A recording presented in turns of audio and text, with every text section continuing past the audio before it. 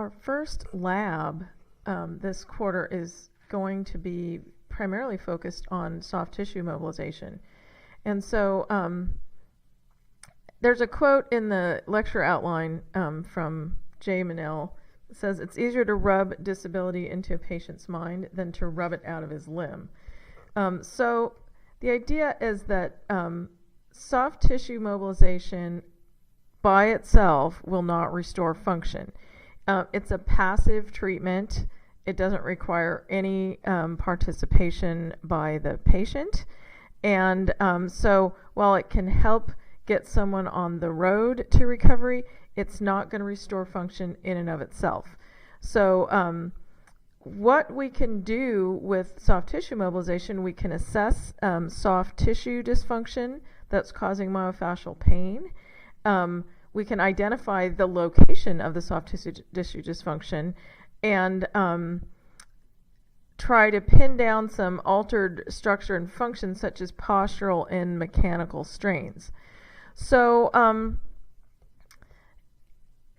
an example of just some patient that I've seen recently, and this is a common thing that happens actually, but just someone that I've seen in the last couple of weeks. They've been having chronic neck pain, chronic back pain for a while, long enough for us to classify it as chronic.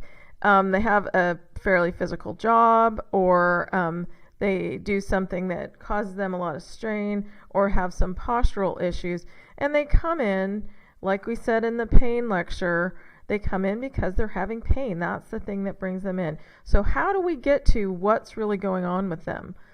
So my recent patient comes in with chronic neck pain, has a fairly physical job in the healthcare field where they have to manage patients a lot. And it's not keeping them from doing their job, but it's one of those, it's just dragging them down. He hasn't been able to exercise because it hurts too much. Any of the stretches or anything seem to aggravate the pain. So initially, the primary PT started working on postural re-education and did a trial of traction, because sometimes traction can be effective with cervicogenic headaches or cervical pain. It was not effective for him. So we decided to go down the road of some soft tissue evaluation and see where we're going with that. So the first time I work with him, the first thing I notice, getting my hands on his back and neck, he's got a lot of tissue congestion in the area, in his upper thoracic and cervical area. So the soft tissue mobilization and techniques that I used were to really relieve some of that tissue congestion, to decrease the fluid stasis and to get things moving. I also identified some postural asymmetries and some things that weren't working for him. Well, at the end of the first treatment, he says, "Wow, that feels a little better. I noticed a difference." Well, he came in 3 or 4 days later, and he said, "Wow, after that session, I was kind of sore afterwards, but then the next day, I felt probably 20% better than I have felt in a long time." And I was like, so wow. So now he's feeling a little bit better. I get my hands on him again, and I see there's a lot less congestion in his tissues. The deviations are still there, but they're not so pronounced. There's better movement in his myofascial tissue. And now we can start to get to the stretches without aggravating the pain and do the postural exercises, the things that are going to get him on the road to recovery. So the soft tissue mobilization in and of itself isn't going to restore his function, but it's going to allow us to get to the point where we can do the things that will restore his function. So in the reading, which I hope that you did, in the 2 PDFs, the one from the soft tissue mobilization book and the other one from the Orthopedic Physical Therapy by Greg Johnson, they talked about the functional joint concept. And so the idea is the fascia is maintaining spaces between structures. And the spaces are maintained in order to allow adjoining structures to move in relationship to each other. So if things were just all scrunched up against each other, movement would not be as possible. So by maintaining the spaces, the fascia allows that 3D mobility that we need to have as human beings. So the connective tissue, tendon, ligament, fascia, aponeuroses, the intrinsic elements of muscle, all of the epimysium and perimysium, and all of the connective tissue wrapped around and within the muscle, and the articular capsules, they connect the system together while allowing independent 3D mobility. And it also, the connective tissue creates pathways for nerves, blood, and lymph vessels. So lots of these connective tissue components are made largely of collagen fibers. Collagen is the most abundant protein in our bodies. So I always say, if you were to take out everything out of our bodies except the connective tissue, you would have something shaped like your body made out of connective tissue. So it's our structure. It's maintaining our spaces. It's maintaining our mobility. So it's really important. Also creating pathways for nerve, blood, and lymph vessels, and we know how important those are for maintaining fluid balance and for transporting the products of cellular metabolism. So that extracellular material, so in pathology last quarter when we were talking about the interstitial spaces and that sort of thing, it's not just empty space. There's no such thing as empty space in our body. There's fluid, there's something in order for those things to be transported through there. So we have this extracellular material that consists mainly of proteoglycans. It's a fluid or gel-like, depending on the connective tissue type. And the other elements of the connective tissue are suspended in the ground substance. So the collagen and the elastin and all that, they're suspended in this extracellular matrix. It serves as a route for transport of nutrients and waste and byproducts between the suspended cells and the circulatory system. So when the cells are sending out histamines and other chemotoxic chemicals and the macrophages are finding their way, they're crawling around in the ground substance. That gives them their transport medium. Okay? So the interesting thing is the ground substance is largely composed of water. So in this example, in a tendon, the fibroblasts, which are the cells that create the collagen, they make up about 20% of the volume of the tendon. The rest of it is all fibers and ground substance. So 80% of the tendon is those collagen and elastin fibers and reticulin, and the ground substance, 70% of which is water. So when we're largely made up of water, so that ground substance allows the cells and the nutrients and things to travel through the interstitial space, but it's largely water. So that's why our fluid balance is so important for maintaining that, so we can maintain our cellular metabolism. So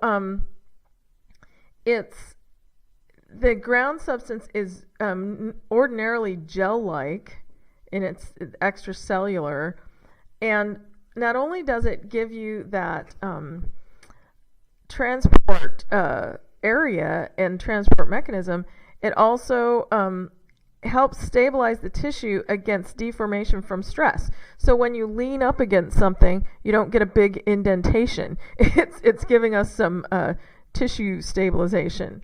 But that water is a big part of it. So when we get dehydrated, we talked a little bit about, when we're talking about fluid balance, about skin turgor, when you pull up your skin and it doesn't quite bounce back into its regular place. That's because we're dehydrated, and so we're not as stabilized against deformation from the stress. So we're going to talk about the different types of tissues, and the PDF from the Soft Tissue Mobilization book has really nice layout of all these different tissue types, which I really like. Of course, the main fiber in collagen is a wave-shaped molecule named tropocollagen, and that wave that's in the tropocollagen, that's what gives the collagen its elasticity. So the elasticity of collagen is a main component to the mobility of our tissues. So we're going to just talk about the different types of connective tissue. Dense regular tissue. So the tissues themselves, tendons, ligaments, joint capsules, fascia, and skin are all forms of connective tissue. So there are different divisions that in the soft tissue mobilization handout. They talk about connective tissue proper and specialized connective tissue. So connective tissue proper is what we're going to be talking about with these different types. And then specialized connective tissue is like skin and bones and things that have a specialized function, not just holding everything together and providing a stability to the tissue against deformation from stress. So the connective tissue proper is broken down into loose and dense connective tissue. So, and the loose and dense connective tissue is classified by fiber arrangement, regular versus irregular, and the density of the fibers.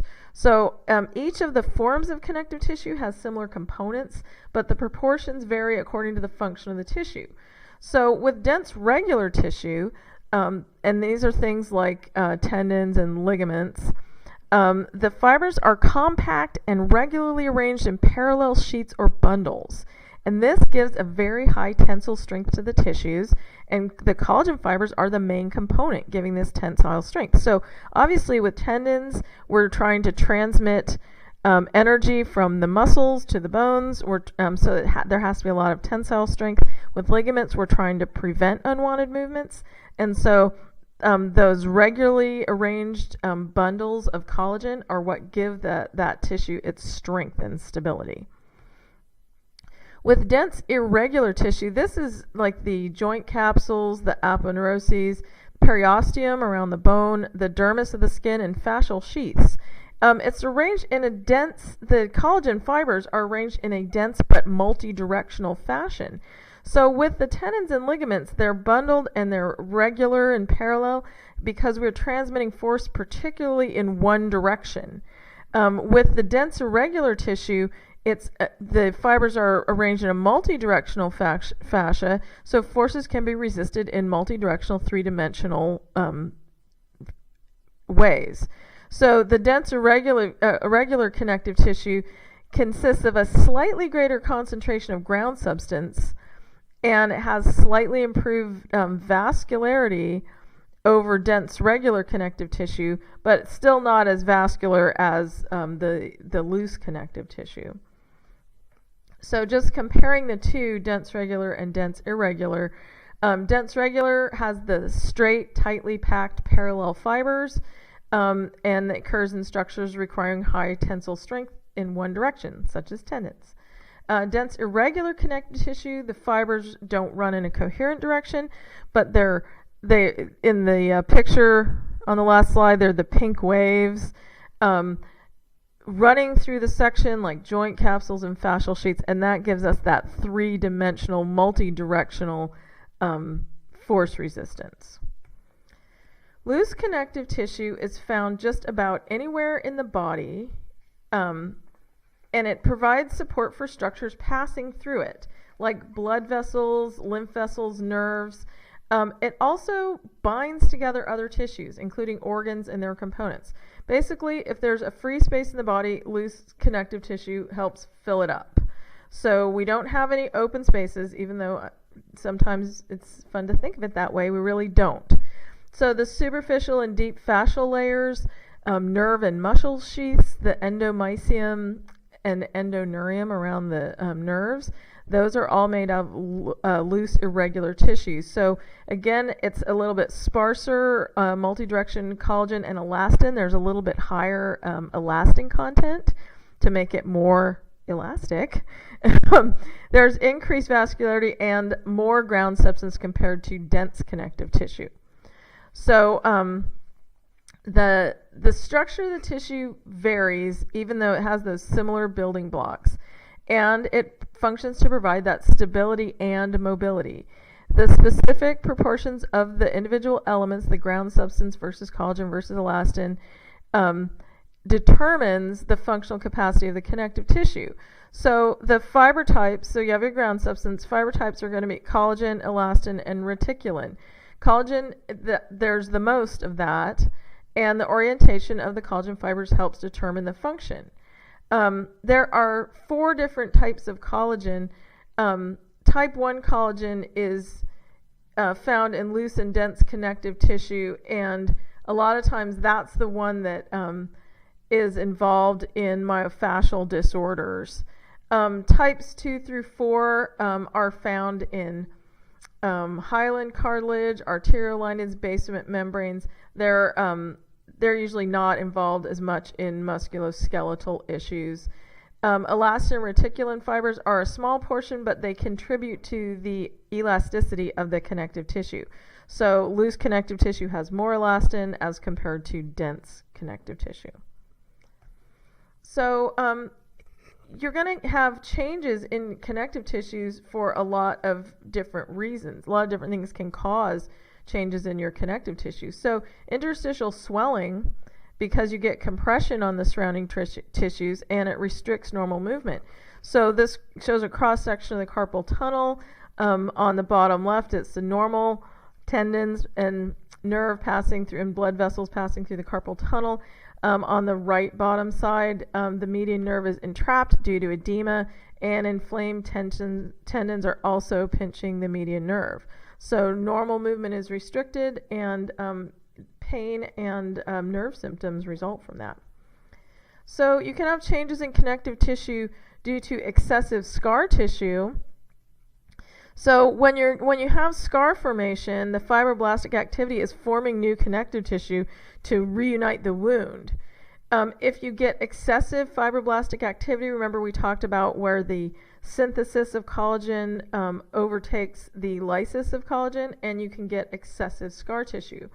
So if the scar is going to lay down in response to the stimuli that it receives. So if you have lack of appropriate remodeling stimuli, so if you're completely immobilized, you're not moving, you're going to get a really tight, small scar and decreased scar extensibility. Abnormal biomechanical strains can contribute to chronic inflammation. So if your scar tissue doesn't lay down in a functional way, you could end up with a problem with chronic inflammation. And it can also compromise neurovascular and lymphatic structures. So this is a picture of some scar tissue around the ulnar nerve. The surgery was done to remove the excess scar tissue, and you can see all that white stuff. That's our connective tissue, and when I say it can compromise neurovascular and lymphatic structures, the ulnar nerve is being compressed and the person is getting nerve symptoms. So after the surgery, you can see the scar tissue has been removed and the ulnar nerve is freed. And it has those little zip tie thingies in there to show that the ulnar nerve can now move. It's free. So you can also have, we talked in pathology at the beginning of this quarter about the consequences of immobility. You can get changes in your connective tissue due to immobility. So one of the big changes is the ground substance becomes dehydrated and it becomes more viscous, and so you get tissue rigidity and stiffness. So I say think shrink wrap, because when the ground system becomes dehydrated, it's sort of dried up and it causes that tissue rigidity. And now more force is required to elongate and compress the tissues, so it's harder to move. So the other thing that happens as a result of immobility is restrictive cross-linking. So there are normal cross-links between the tissues, and when you look in the soft tissue mobilization handout from orthopedic physical therapy, they talk a lot about restrictive cross-linking. But normally there are a few cross-links just for tissue integrity, keeping it all together. But when you get that dehydration of ground substance, the fibers become closer. there's less space between them, and then you can get formation of restrictive cross-linking. So the restrictive cross-linking, it's too many cross-links, sort of like too much scar tissue. It's broken up, and then it becomes difficult to move, and it can result in contractures. So cross-linking is normal to provide structural integrity to connective tissue. It's the restrictive cross-links that are detrimental. So normally you have a little, just keeping everything together, but when you get that dehydration of the ground substance, you get the restrictive cross-linking, and that's where you get mechanical issues. So we're going to talk about that. We have some great graphs in this class. I love graphs, and so my first favorite graph is the stress strain curve for collagen.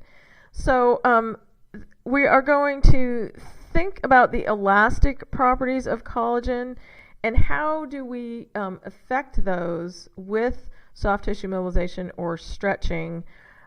So in the stress strain curve, it's a graph of the stress, which is the force applied to collagen, and strain is the percent change in length of that collagen tissue. So the first part of the graph is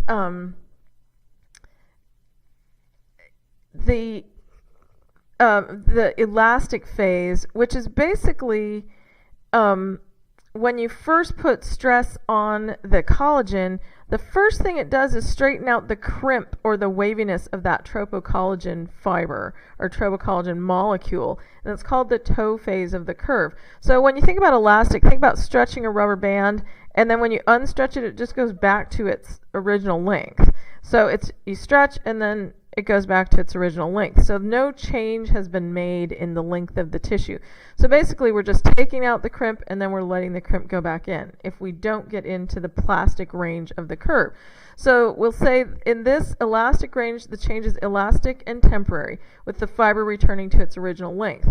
The latter portion of the curve, or the plastic range, it's where you get progressive deformation of the connective tissue, and the fibers actually creep on each other. They slide a little bit on each other, and they don't return to their original length. Of course, if you get way to the end and you provide too much stress, you can end up with micro traumas or even macro failure, tearing of the tissue. Of course, we're not going to put that much strain on the tissue, but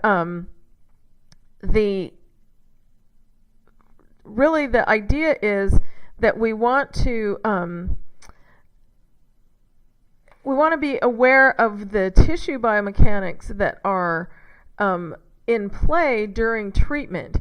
So when you put the stress, let's just say we're doing a stretch on collagen tissues, whether we're doing it manually or the patient's doing it actively, you get a slightly increased length in the collagen. Some of it is immediately lost, but a little bit of it is going to be permanent. So then on the patient's next visit, you repeat the stressing process, and hopefully they're doing it in their home exercise program as well, and the tissue length gain progresses. So even though you lose a little bit each time, you gain a little bit each time. So it's sort of like 2 steps forward, 1 step back. So the idea of the soft tissue part of the treatment is we are going to stretch the tissues out a little bit. Normally, we can't put enough force through soft tissue mobilization to get past the elastic range, so the treatment plan has to be multifaceted. It has to include passive or active assisted stretching, dynamic exercise, and a home exercise program, so you're maintaining your gains while you're at home. So we talk a lot with patients about how important their home exercise program is. I always tell them, you're here for 45 minutes twice a week. How much gain are you going to make? But if you continue to work on it at home, you will make more gain than if you just work on it when you're in therapy. So it's really important. The idea of this stress strain curve is what kind of changes are we making, and are they lasting changes? So that is addressing really the idea that soft tissue mobilization alone is not going to make permanent changes and not going to return function, because with soft tissue mobilization you're probably just getting to the elastic range, and then you add in the facilitated passive stretching or active assisted or active stretching and dynamic exercise to really make the most of the gains. So there are changes that result in connective tissue, and we've been talking about these still. The things that we can influence using soft tissue mobilization, even though it's not going to be the only treatment in and of itself, but soft tissue mobilization can decrease scar tissue. You can actually help break some of that restrictive cross-linking and keep the tissues from being too stuck down to each other. So I always tell people when I'm showing them scar mobilization, and you can teach the patient to do scar mobilization on their own, I always tell them the idea is to have a functional scar that's not stuck down and that moves and it's as flexible as the tissue around it. So we want a functional scar. Soft tissue mobilization can also improve lubrication and hydration of the surrounding tissues. We can break those restrictive crosslinks, which is a really good idea before it gets to the surgery stage, like that ulnar nerve we looked at. It can help in lengthening of tissues. Of course, if you combine soft tissue mobilization and facilitated passive stretching, that's a great combo. Decreased fluid stasis, that's a huge big deal. I was talking about my one patient who really had a lot of tissue congestion. That's where one session can make a really big difference. You can move the congested fluid out of the area and get some relief of that pain because you have less pressure on the tissues. So soft tissue mobilization is primo for that, making those type of changes in connective tissue. And then in combination with other treatments, you can really make long-term changes. So you're going to have, besides changes in your connective tissue, you're also going to have changes in your skin due to, and skin is technically connective tissue, but it's one of those specialized connective tissues because it has other functions. So you can have changes in your skin due to injury. Loss of mobility due to scarring and immobility can cause further decrease in functional movement. You can imagine if your skin is not moving as well, your body is not going to move as well. Soft tissue mobilization can help with improved biomechanical function. It can help with make changes in vascular and lymph circulation, increase it. It can decrease muscle tone and skin tension and pain. So a lot of the first thing we do when we get our hands on someone, and we'll do this in lab, is assess the skin movement and see what's going on here. Is this too tight? Can I move it? Do I have swelling going on? Do I need to do some lymph drainage? How is this affecting their biomechanical function? So there's also changes in skeletal muscle due to myofascial dysfunction. And frequently, there's not necessarily, you can have muscle strains certainly, but it's not just a muscular dysfunction, it's always myofascial dysfunction. The fascia and the muscle work together for that structural integrity and 3D movement. And so if you have restricted scar tissue, restricted muscle play and restricted connective tissue extensibility, that can cause a lot of dysfunction. And it can make it so you can't use your muscles properly. It can lead to increased weakness or muscle tone because of muscle guarding. If you have pain, our body's natural tendency is to guard that area, tighten up the muscles to make sure we're not moving too much. You can get altered muscular recruitment patterns. So changes in normal movement patterns due to restricted joints, muscles, and fascia can alter muscle recruitment patterns.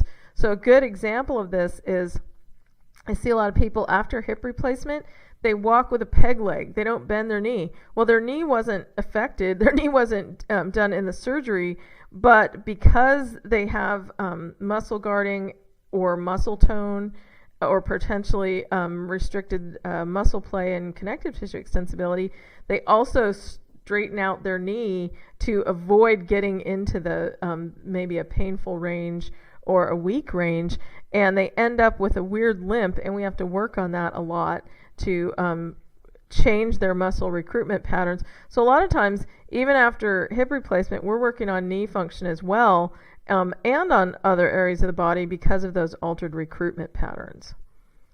So trigger points are a change in skeletal muscle that can happen pretty frequently. Really, the definition of a trigger point, it's a hyper-irritable point in skeletal muscle or fascia. So it's like one little bundle of sarcomeres is contracted and doesn't want to relax. Trigger points are often painful upon compression, and they can cause referred pain, usually in a pretty common pattern. So you have a trigger point in one area, it causes referred pain in a predictable pattern. Trigger points are influenced by trauma, scarring, disease, stress, and postural dysfunction. So if you just sit at your computer a lot in a hunched forward position, you can get trigger points in your upper trapezius, which can then radiate to give you a nice headache. So we don't want to do that. So everybody sit up straight right now if you're sitting at the computer, or if you're walking or something, stand up straight. So trigger points can be treated directly by some soft tissue techniques, which we will work on a little bit in lab. Changes in skeletal muscle can cause a change in neuromuscular control.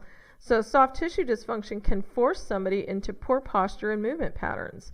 And poor neuromuscular control can result from a change in the normal alignment and movement. So again, we get those altered recruitment patterns. It changes our neuromuscular control because our neuromuscular system is very adaptable. It adapts to that new altered posture really easily. So a lot of times we have to work on changing those. First we work on the soft tissue dysfunction, then we work on changing those poor posture and movement patterns to get a more functional pattern. So we can address the changes in skeletal muscle using soft tissue mobilization. The changes that we make with soft tissue mobilization may improve posture and elicit improved recruitment and stabilization and neuromuscular control. So we can work on the muscles with soft tissue mobilization to activate them a little bit more and get better recruitment. We can change muscle tone. So if somebody's got a lot of guarding, they're really tight, we can help smooth that out with soft tissue mobilization. We can definitely affect muscle play, improving the accessory mobility of those functional joints. We can use soft tissue mobilization to improve functional excursion. So basically a manual stretching type technique. And because we're moving better and we have better recruitment and better posture and everything, we can decrease pain. So a lot of times the pain results from the dysfunction, and then what we use to address that comes out in decreased pain, which is what the person came into PT for the first place, is because they were having pain. So a lot of the things we do can influence that. So anytime you have decreased mobility of soft tissue related structures, that is an indication for soft tissue mobilization. It's like, hey, we can address this using STM. You can also address soft tissue congestion, adaptive shortening, increased afferent stimulation. So there's our gate control theory again. We want to get some nice A beta stimulation going on there to close the gate at the spinal cord. STM is really good for addressing scarring, whether it's superficial or deep. And so the STM is one of the best treatments for scarring, in fact. Soft tissue injury, muscle, tendon, fascia, or ligament can also be treated with soft tissue mobilization, which is great. Of course, there are always contraindications and precautions. And at the bottom of the slide here, I say certain contraindications may not prohibit the use of soft tissue mobilization techniques in other soft tissue sites. In other words, number one on the top of the list of contraindications is frequently going to be cancer or malignancy. So we don't want to do soft tissue mobilization, break up cancer cells and spread them throughout the body. That sounds like a bad idea, right? However, if somebody has lung cancer, you're probably okay working on their ankle, right? So you have to approach this in a thoughtful way. It's not always appropriate. If you have a hypermobile joint segment, of course we don't want to mobilize that. So that's probably a contraindication for soft tissue mobilization. Inflammatory skin conditions, that's another thing we don't want to spread around. So you don't want to do soft tissue mobilization in that case. Fractures, a lot of times when you're in the maximum protection phase, you're going to have to stabilize that fracture, and so we don't want to aggravate the area with soft tissue mobilization. Hemorrhage sites, same thing. Too early in the healing process. Obstructive edema. So if regular edema, meaning your lymph system is normal and you can move that fluid out of there, responds really well to soft tissue mobilization. Obstructive edema is where you have something else going on. So there's a tumor, or you had lymph nodes removed surgically, probably because of a tumor, or other things going on. So lymphedema specialists, they are trained in how to bypass things in the lymph system and get rid of that edema, even if you have obstructive edema. For normal soft tissue mobilization techniques, they will not be successful with obstructive edema. So we're going to have a lymphedema specialist come and speak to us in lab later in the quarter, and she'll talk about different treatments for, and we will also talk about compression and some of the other treatments for lymphedema and other obstructive edemas. So it's a really interesting area, but it's generally a contraindication for soft tissue mobilization. So acute rheumatological conditions, so if you have joint inflammation, we don't really want to be aggravating, and so soft tissue mobilization. Again, if you have that in one area, you can certainly work in other areas. Localized infection, it's another thing we don't want to spread around. So if you have an infection in one area, you probably want to avoid that for soft tissue mobilization. Broken skin is usually something to avoid, definitely. And just you don't want to make it worse.